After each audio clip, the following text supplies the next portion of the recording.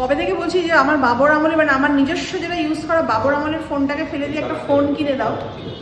ও চলছে চলে যাবে। তো এবার আজকে আমাদের যেটা কেনা হচ্ছে সেটা হচ্ছে আমাদের স্টোরের জন্য মানে সোনালী সুতোর জন্য একটা কলিং নাম্বার থাকবে।